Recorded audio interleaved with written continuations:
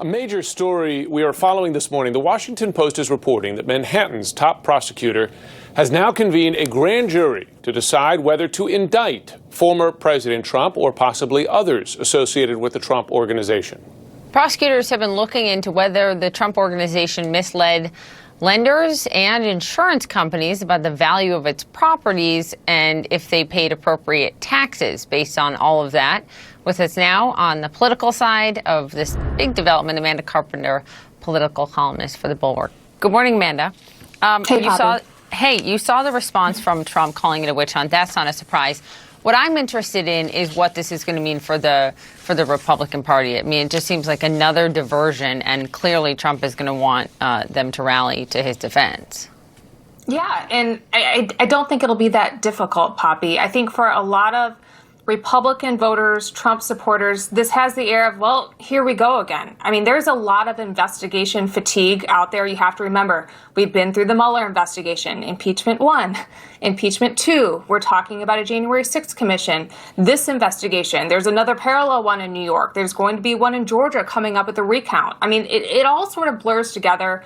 And this is hard to follow, I think, for just a lot of Americans going about their daily business because it's happening in the dark. You know, grand jury, tax avoidance, that doesn't really sound like a big deal. And so while this is going on, I think if this is going to stick at all and matter and put Republicans in a difficult position, someone has to be explaining why tax evasion matters. What's the difference between that and tax avoidance? Why isn't he a good businessman for evading taxes? I mean, there's a lot of work to be done to beat the argument that this is just another witch hunt. Forgive me, though, Amanda, fraud is fraud, right? I mean, if they find evidence of fraud, that's defrauding the government.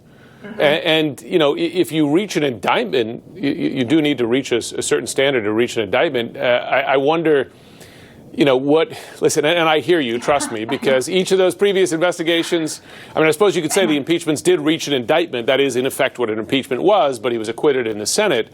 But if you're facing a criminal indictment, you got to show up in court, right? You can't just sort of say, I'm not showing up in Congress.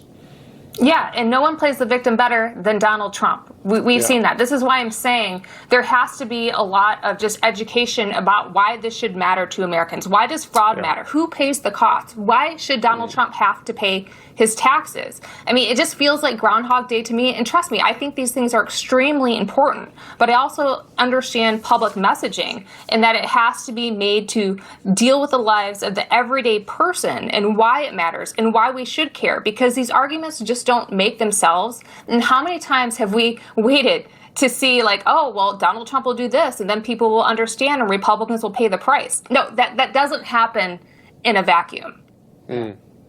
Just switching gears.